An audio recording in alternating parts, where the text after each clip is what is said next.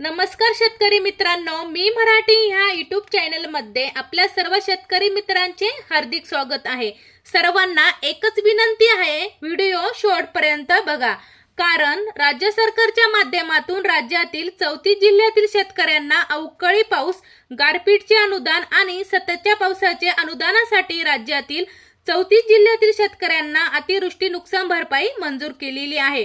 या सर्व जिल्ह्यांची यादी मी तुम्हाला सांगणार आहे। तसेच महाराष्ट्रातील 3,98,000 शेतकऱ्यांना नुकसान भरपाई मिळणार आहे, याविषयी सविस्तर अपडेट आपण आज घेणार आहोत। तत्पूर्वी मी मराठी ह्या YouTube चॅनलवर नवीन असाल तर लाईक आणि सबस्क्राइब करायला विसरू नका।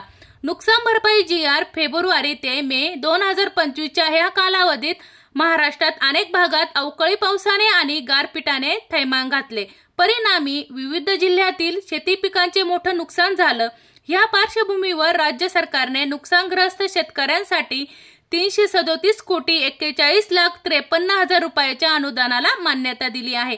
त्यामुळे शेतकऱ्यांना काहीसा आर्थिक आधार मिळणार आहे। या मदतीस 34 जिल्ह्यातील 3,98,603 शेतकरी लाभार्थी असतील। छत्रपती संभाजीनगर, परभणी, लातूर, हिंगोली, नांदेड, बीड, धाराशिव, जालना, पुणे, सातारा, सोलापूर, सांगली, कोल्हापूर, नाशिक, धुळे, नंदुरबार, जळगाव, ठाणे, पालघर, रायगड, रत्नागिरी, सिंधुदुर्ग, अमरावती, अकोला, बुलढाणा, यवतमाळ, वर्धा, वाशिम, गडचिरोली, चंद्रपूर, गोंदिया आणि नागपूर या जिल्ह्यांचा समावेश आहे।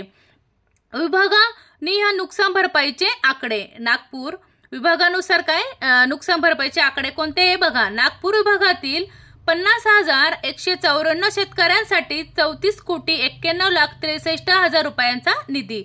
अमरावती विभागातील 54,729 शेतकऱ्यांसाठी 66 कोटी 19,11,000 रुपयांचा निधी मंजूर।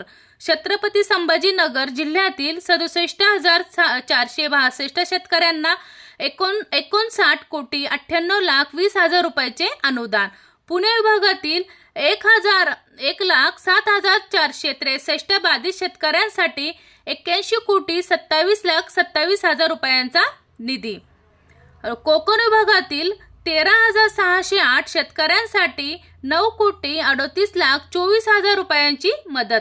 नाशिक विभागातील 1,05,147 शेतकऱ्यांना 85 कोटी 67,08,000 रुपयाचे अनुदान मंजूर।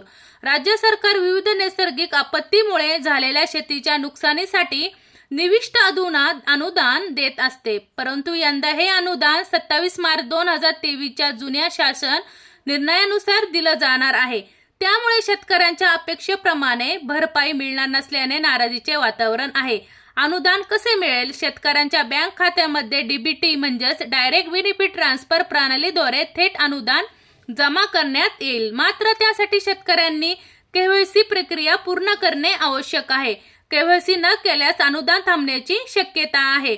वरील माहिती ही अधिकृत शासन आदेशावर आधारित असून यामध्ये स्थानिक प्रशासनाच्या सूचनानुसार बदल होऊ शकतो। अनुदानास पात्रतेसाठी संबंधित जिल्हा प्रशासनाची संपर्क साधावा। लेखक याची कुठलीही जबाबदारी घेत नाही। नेहमी विचारले जाणारे प्रश्न कोणते आहेत बघा। कोणत्या कालावधीत झालेल्या नुकसानीसाठी हे अनुदान आहे? चला, फेब्रुवारी ते मे 2025 या कालावधीत झालेल्या अवकाळी पाऊस व गारपिटीमुळे नुकसान झालेल्या पिकांसाठी हे अनुदान आहे। दुसरा प्रश्न कोणता विचारला जातो? हे अनुदान किती जिल्ह्यातील शेतकऱ्यांना मिळणार आहे? राज्यातील एकूण 34 जिल्ह्यातील 3,98,000 शेतकऱ्यांना मिळणार आहे। तिसरा पुढचा प्रश्न, अनुदान थेट खात्यावर कसे जमा होईल? DBT प्रणालीद्वारे थेट शेतकऱ्यांच्या बँक खात्यावर रक्कम जमा होईल। चौथा कोणता प्रश्न विचारला जातो? शेतकऱ्यांनी काय करणे आवश्यक आहे? अनुदानासाठी KYC प्रक्रिया पूर्ण करणे आवश्यक आहे। पुढील प्रश्न, शेतकऱ्यांना जुन्या दराने अनुदान का दिलं जात आहे? राज्य सरकारने 27 मार्च 2023 च्या शासन निर्णयानुसार जुन्या दराने निर्विष्ट अनुदान देण्याचा निर्णय घेतला आहे। चला तर मग अशाच नवनवीन अपडेट घेण्यासाठी मी मराठी चॅनलला भेट द्या। धन्यवाद।